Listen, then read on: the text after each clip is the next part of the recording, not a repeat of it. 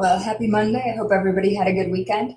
When you're finished watching this opening video, you're going to take a look at our new root word, and then you're going to practice using the quizzes. And then you'll also practice complex sentences using a second quizzes score.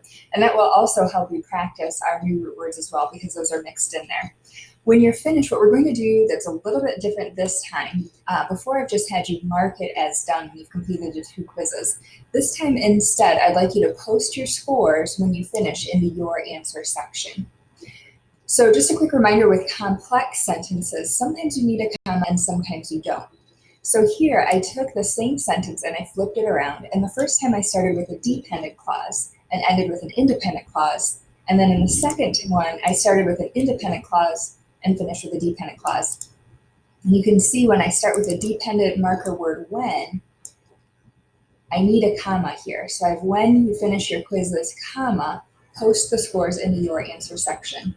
But when I have my dependent marker word coming second, I don't need a comma. Post the scores in the Your Answer section when you finish your quizzes. So again, this week is a little bit different in that instead of having you just mark the quizzes as complete, I'm going to have you report the scores. So it says right here, write your scores for the 2 quizzes in the Your Answer section, and that's right here. So let's say on the first one, I struggled with it a little bit and I had a 6 out of 10, and I could retake that if I wanted to get 10 out of 10. And then in my second one, let's say I had 13 out of 15. So I would do that. And then I would just click turn in. So I do want to know the 2 scores right here, and then you'll click turn in, and you'll click turn in here again. All right, so Duchess is gonna help me read Love That Dog.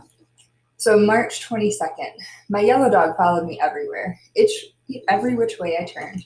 He was there, wagging his tail and slobber coming out of his mouth, when he was smiling at me all the time, as if he was saying, thank you, thank you, thank you for choosing me, and jumping up on me. His shaggy, straggly paws on my chest, like he was trying to hug the insides right out of me. And when us kids were playing outside kicking the ball, he'd chase after it and push it with his nose, push, push, push, and getting slobber all over the ball. But no one cared because he was such a funny dog, that dog Sky.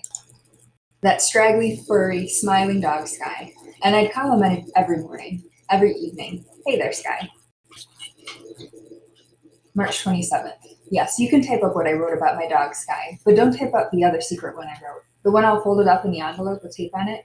That one uses too many Mr. Walter D. Myers words. And maybe Mr. Walter D. Myers would get mad about that. April 4th. I was very glad to hear that Mr. Walter D. Myers is not the sort of person who would get mad at a boy for using some of his words. And thank you for typing up my secret poem, the one that uses so many Mr. Walter D. Myers words. And I like what you put at the top, inspired by Mr. Walter D. Myers. That sounds good to my ears. Now no one will think I just copied because I couldn't think of my own words. They will know I was inspired by Mr. Walter D. Myers. But don't put it on the board yet, okay? Is Mr. Walter D. Myers a live person? And if he is, do you think he could ever come to our city, to our school, to our class? And if he did, we should hide my poem with his words. Hide it real good, just in case he would get mad about that. And this week we're going to be talking more about emulation and using somebody else's words to create your own poems. All right, thank you, Duchess.